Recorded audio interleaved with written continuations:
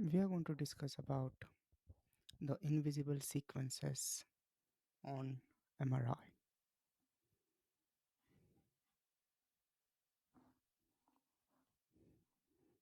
Multivoxel sequence in spectroscopy is not actually a new sequence. It's been there for a while. But the problem using it is once you have done it, you get images like this. You don't know what make of this. Uh, is it something like a black art? It is safe to say confusing and looks just grainy.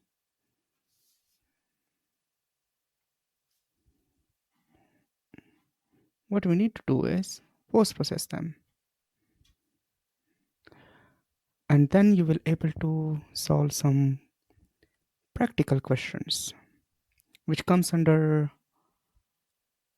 novel branch actually of problem solving neuroradiology. So what's the problem solving neuroradiology? Usually when you are practicing any kind of radiology, you are giving differentials. For example, there is an enhancing lesion in the left frontotemporal region showing peripheral enhancement, heterogeneous signal on T2, peripheral area of T2 hyperintensity. That could be edema or could be a tumor. You don't know what is that, so that is what you will describe. In differentials, you will give looks like enhancing lesion, ring enhancement, could be metastasis, could be primary tumor, primary glioma. If you're thinking about primary glioma, you see that's showing central necrosis, so you will give high grade glioma. But these are two differentials. You haven't really done problem solving. So what is the problem here? Problem here is you're trying to differentiate whether this is primary tumor that is arising from brain cells, well, not actually neurons, brain parenchyma, which would be consist of neurons and glial cells. So you're asking yourself whether that can be a glioma. Or you're thinking it's a secondary, that it's from metastasis. Now, what do you think this could be?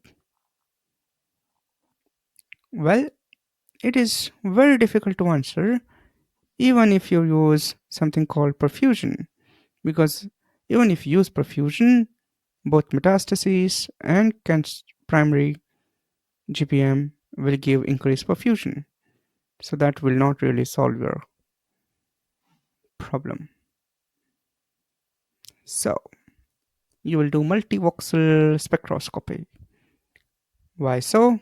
If you're using a single voxel and if it lands here, what you will get is basically a lipid lactate peak, which is suggestive of central necrosis, nothing else. If your voxel lands here, you will have increased choline and creat peak, and you will say, okay, that is neoplastic, but that won't really solve your question because both primary and secondary both are neoplastic. So, what you're supposed to do, what you can do actually, is do something really bonkers. That is multivoxel spectroscopy. What is multivoxel spectroscopy? Rather than doing a single voxel, you have a grid that is multiple voxels. How much? How many? It could be approximately 12 by 12. If you're doing a 3D multivoxel, it could be more than 50 or maybe 100 even. So all those voxels individually will interrogate the tumor in that area.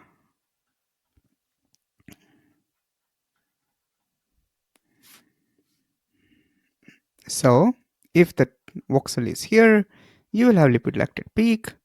But if the voxel is here, what you will have? If it is a metastasis in the peripheral edema, you will not have that much increased choline and creat.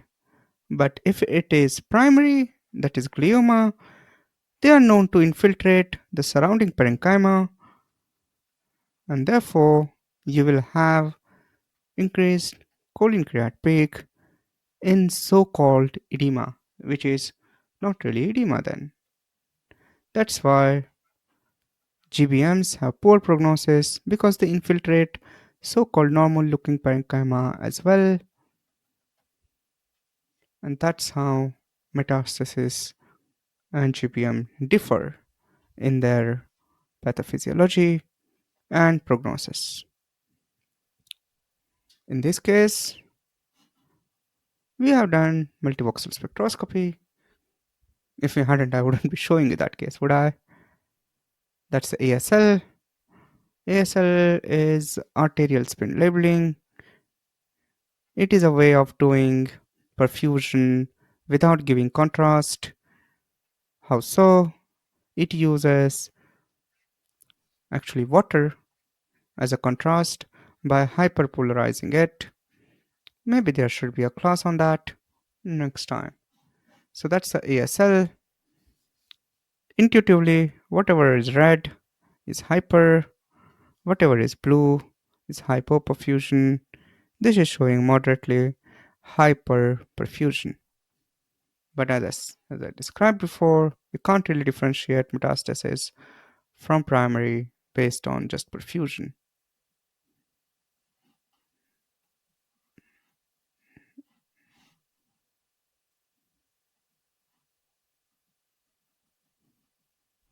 Well, we can do next thing, multivoxel spectroscopy. This is one of the strip of the multivoxel. This is the area surrounding the lesion, and it shows increased creat and choline in that area. So that is suggestive of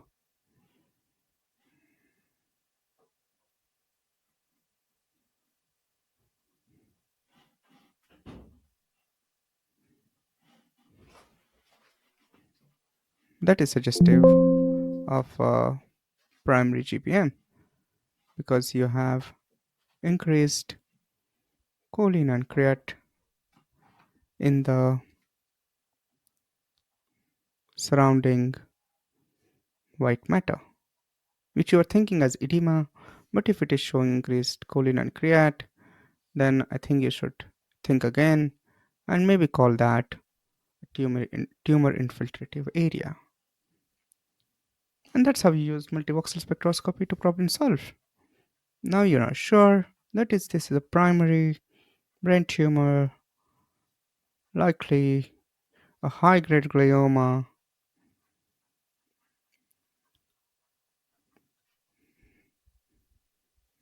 that is glioblastoma.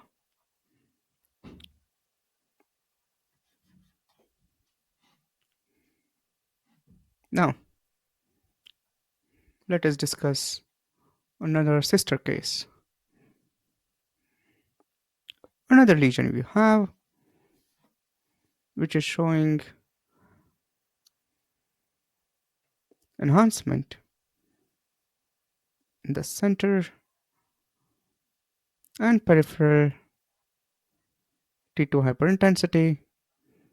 Now you are thinking whether to call it edema or not should depend upon multivoxel spectroscopy. It is 2 T2 hypointense. Now there are some lesions which are 2 T2 hypo. They can be lymphoma or metastasis in neoplastic distal.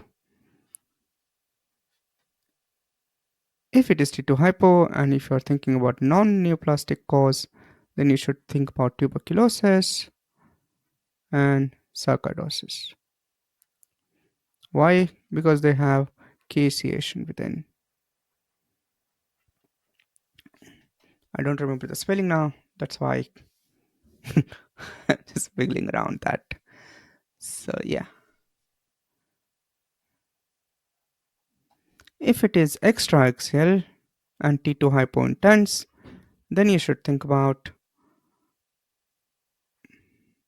meningioma and metastasis again. Very rarely, lymphoma can also be extraaxial. Okay, so in this case, we want to problem solve and decide once and for all whether this is metastasis or high grade glioma. Again, we will put, oh, sorry about that. Again, we will put the grade. So, how you put the grade in multivoxel is also important because, mm, sorry about that. I think I should.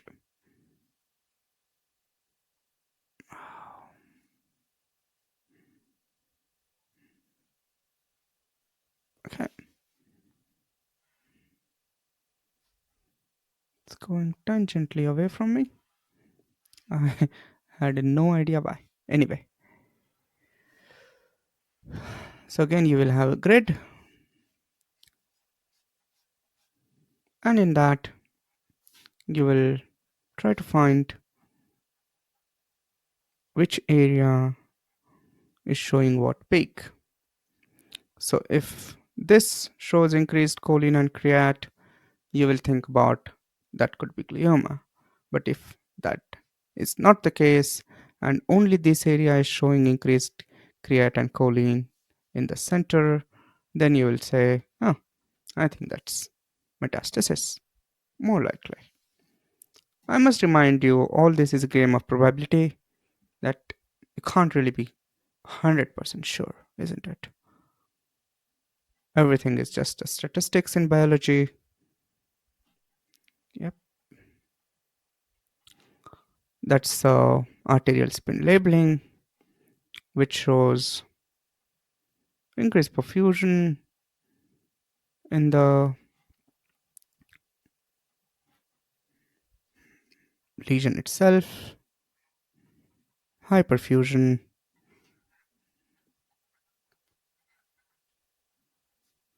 So, if you have high perfusion, as I told you, that doesn't really differentiate it from from lymphoma, from glioma to metastasis. And as I slipped my tongue, I also included lymphoma. Well, how do you differentiate something from lymphoma? Well, I mostly rely on something called diffusion. In DWI, lymphoma will show very high diffusion restriction. They will be predominantly T2 hypointense, like in this case, but this is more heterogeneous. Lymphoma will be homogeneously T2 hyperintense. It will be in periventricular region, which is also the case with this one. But with the perfusion, GBMs or high grade gliomas will show high perfusion compared to lymphoma. So there is that. The lymphoma is not really differential in this case. Yeah, because of the hyperfusion in this particular environment. All right. So let me just scrub it away.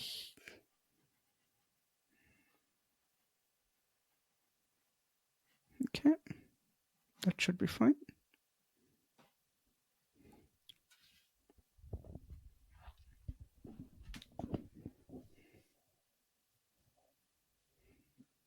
So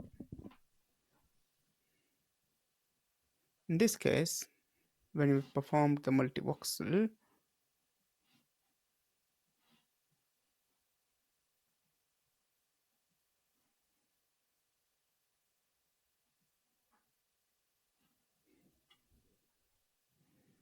you have this. So how do you read multivoxel?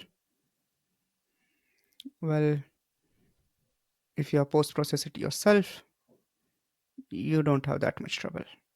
For example, this is colon upon NA map. Why would I did make a mistake like that? Colon upon NA map, which is predominantly restricting to this region, not in the white matter, suggestive of metastasis. So we have problem solved in this case, and we can confidently say this is more likely to be metastasis than high-grade glioma.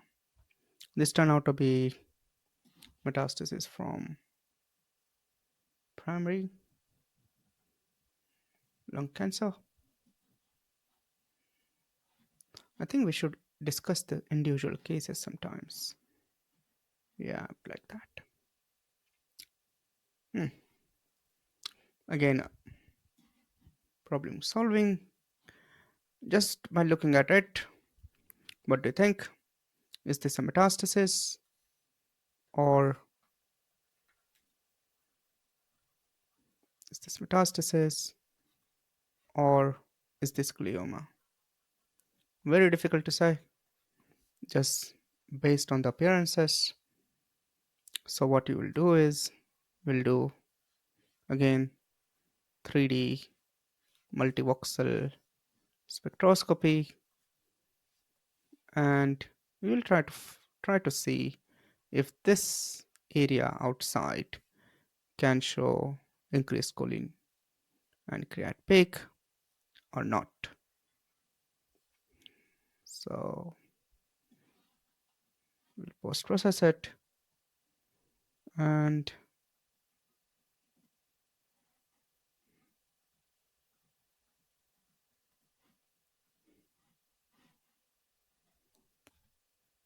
that's a ASL image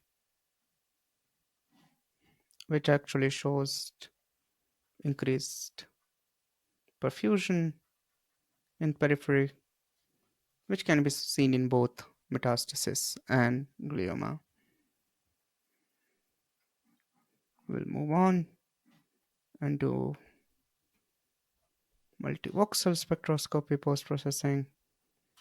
Again, you need to read what map it is. That's colon upon an A map, and it shows, if you think about it,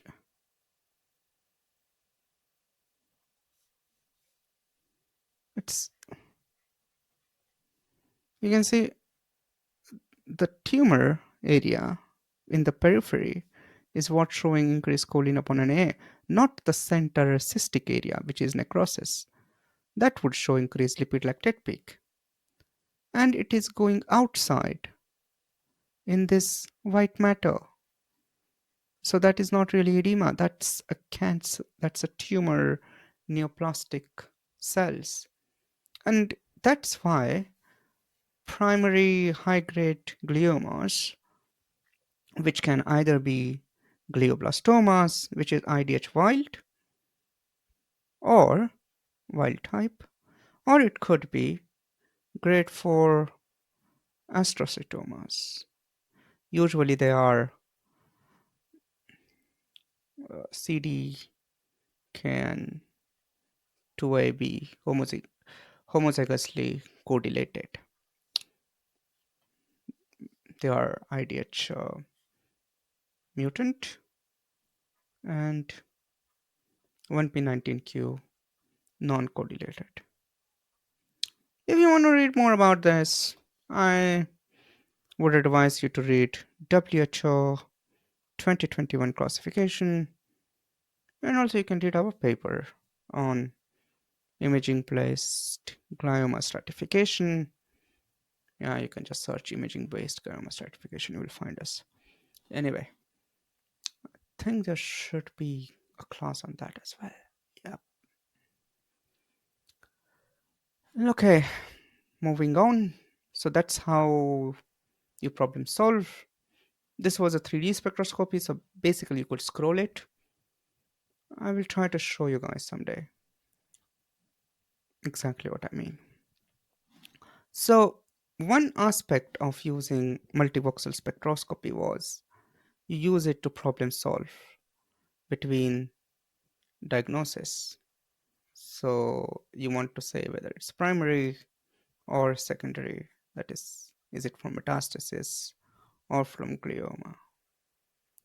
But there is another kind of problem solving you will need even after you know the diagnosis. For example, if it is glioma and if it is treated, then you want to know whether it's recurrence, residual tumor there, or we call this true progression. Or you want to know whether that's something called pseudoprogression. Pseudoprogression is something which enhances but and increases in size and enhances, can enhance actually. It's not necessarily enhance, increase in size and enhance, but it is not true progression. Not true. That's called pseudoprogression. And that is important because if you don't know the difference between two, you might, you know, might not lead to proper treatment. So that's why it's important. So this is the pre-op scan showing high grade GBM. You just have to take my word for it. Why this is not metastasis? We have done spectro and everything. This is high grade GBM. Okay, how do people differentiate if they don't do multivoxel from primary? Usually, most of the places do something called CT tap. Even in our places, we'll do CT tap. Multivoxel spectroscopy application is quite new. So, what is CT tap? CT tap is CT, thorax, abdo-pelvis, and they try to find if there is a primary there. If there is no primary, they will say, huh, more likely to be GPM. But the problem with this approach is patient can have rarely another primary and GBM. Hmm, that's why you need multivoxel spectroscopy. I think we have a case like that. Hmm.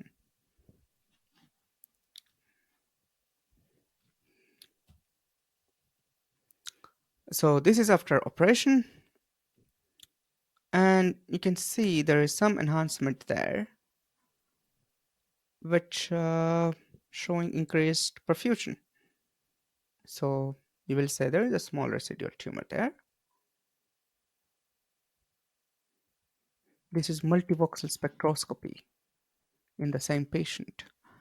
Now you can see the perfusion was only in these areas, but the multivoxel spectroscopy is showing far wider area increased choline and creat peak, even in areas which is not showing enhancement and not showing perfusion.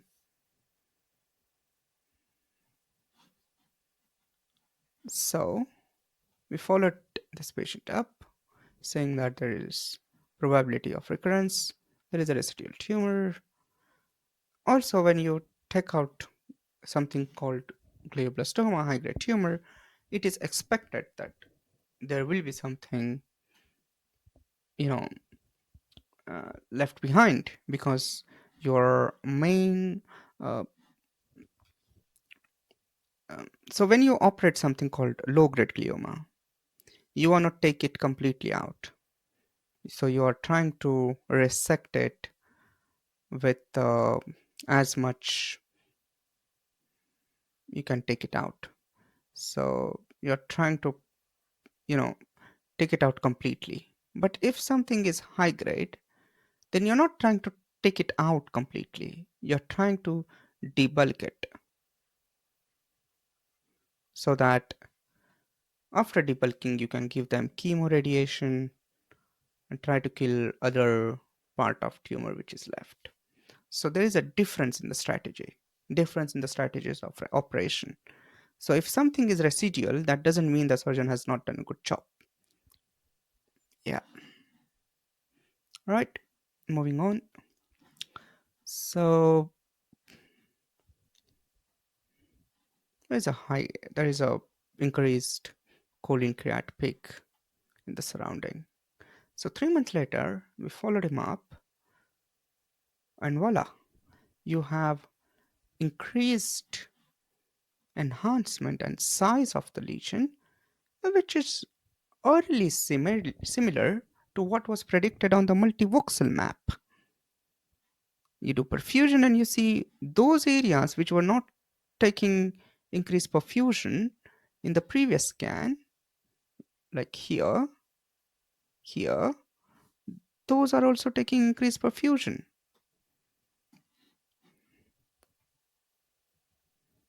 And when we did multivoxel in that,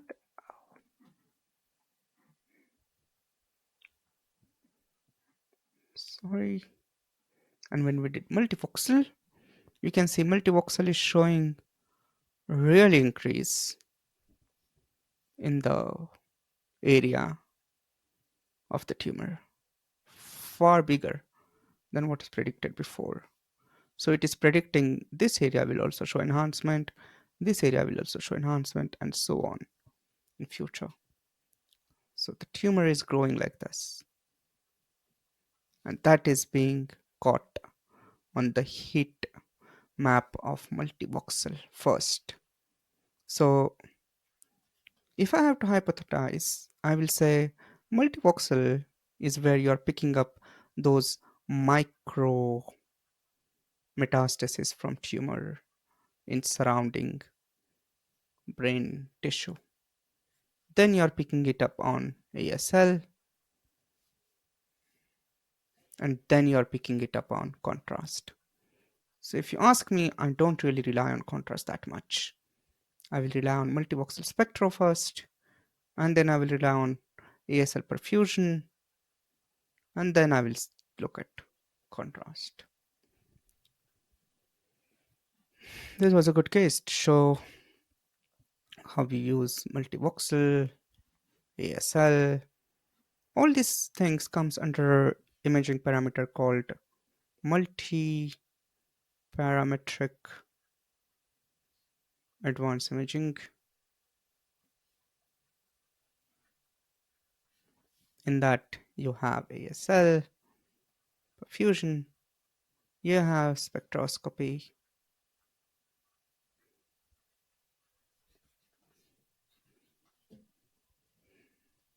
and obviously diffusion.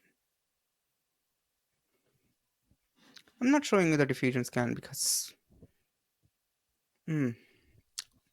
okay, let me correct myself. So I will look at multivoxel first, then I will look at ASL, and then I will look at DWI, and then I will look at contrast. I think DWI and contrast, yeah, in these two, the tumor will appear later compared to these two. You can find the recurrence on DWI and contrast after ASL and multivoxel. So multivoxel will pick it up first. Secondly, you can pick it up on ASL, and then you can pick it up on DWI and contrast. Yeah, unless it's lymphoma. If it is lymphoma, then you're going to pick it up first on DWI, even the smallest bit of it. They really restrict. Yeah. So, guess that was that about multivoxel. And we'll stop here. Should we? Okay, this is the case which is not related to multivoxel. It's related to ASL, which will be our next talk. But just as a trailer, we can give it to you. What do you think this is? This is an infarct because shows increased perfusion here. Shit, not increased perfusion, increased diffusion restriction. I was talking about perfusion for a long time, so my tongue is slipping towards perfusion. So showing diffusion restriction and T2 hyperintensity looks a bit idiomatous, doesn't it? If you call it infarct, uh, I wouldn't really blame you. Patient is presenting with some seizure-like episodes and yeah, neurological deficits. But if you do ASL in this, you are seeing increased perfusion in those areas.